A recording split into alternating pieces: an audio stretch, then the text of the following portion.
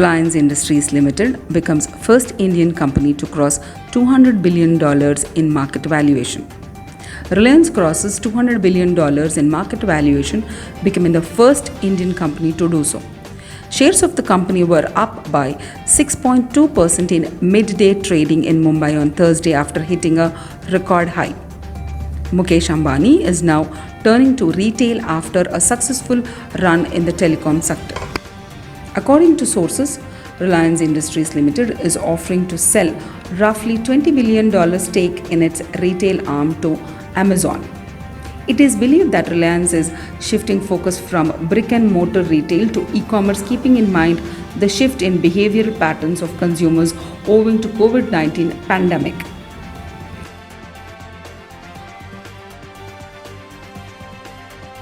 India-US trade deal. India seeks exemption from high duties imposed by US. India was to sign a trade deal but was postponed due to the pandemic. Commerce and Industries Minister Piyush Goyal is optimistic on export benefits to certain domestic products under the generalized system of preferences. The minister also gave assurance that India would protect its dairy, agriculture and local industries. We will do a balanced trade deal, he added. On manufacturing, the minister said his ministry was working on steps to look for anchor investors and clusters. On exports, the first week of September recorded an overall 12% growth was compared to the same last week last year. Fuel consumption in India takes a hit. India's fuel demand takes a nosedive. The COVID effect has had a huge impact as the demand fell by a record 48.6% in April to 9.4 million tons as the government imposed nationwide lockdown. Sale of diesel, the most consumed fuel in the country, fell 12%. Petrol sales fell 7.4% year on year. Industry sources say the demand may pick up with the onset of festival season in October-November. With the opening of several sectors, it is likely that the demand for fuel would go up, aver experts.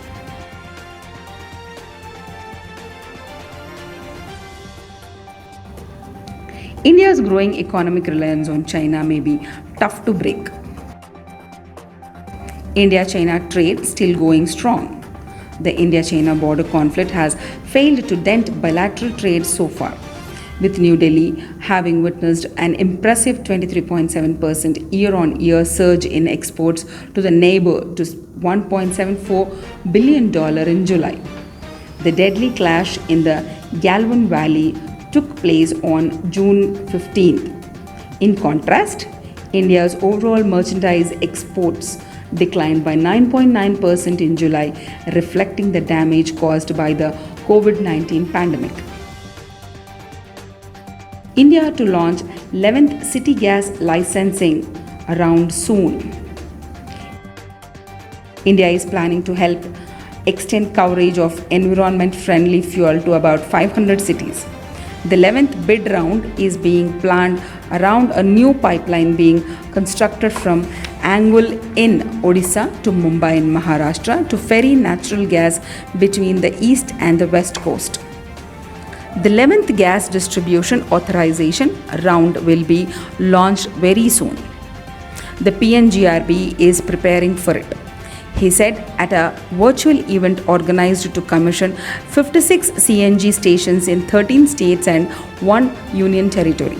50 to 100 districts, particularly in Chhattisgarh, Madhya Pradesh and Vidarbha, will join the city gas network after the 11th round, said Oil Minister Dharmendra Pradhan. India rice prices hit 1.5-year peak as coronavirus strains export logistics. India rice prices hit 1.5-year peak. Rice export prices in the top hub, India, rose to their highest in nearly 18 months this week as the supplies remained constrained due to the pandemic-included disruptions, while Bangladesh may have to import the staple after natural calamities damaged crops. India's 5% broken parboiled rice prices climbed to $387 to $394 per ton from last week's $384 to $390. Rupee slips 9 pice to 73.55 against US dollar. Rupee slips 9 pice to 73.55 against US dollar in early trade. Forex traders said India-China border standoff dampened investor sentiment. The rupee depreciated 9 pice to 73.55 against the US dollar in opening trade on Friday, tracking muted domestic equities. The local unit opened at 73.50 at the interbank forex market, then lost ground and touched 73.55 against the US dollar, down 9 pice over its last close of 73.46. Passenger vehicle sales increased by 14.16% in August 2020. Passenger vehicle sales in India increased by 14.16% in August to 2,15,916 units as against 1,89,129 units in the same month last year, as per the Society of Indian Automobile Manufacturers said on Friday.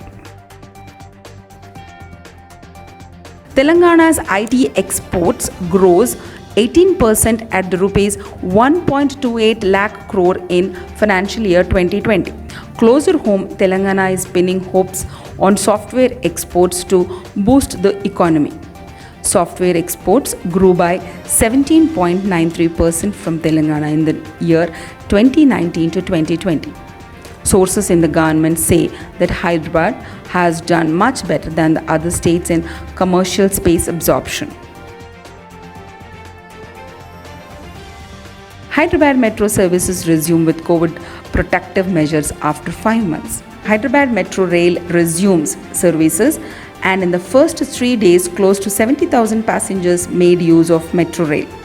Regular passengers heaved a sigh of relief as they could reach their destinations, avoiding traffic snarls and air pollution.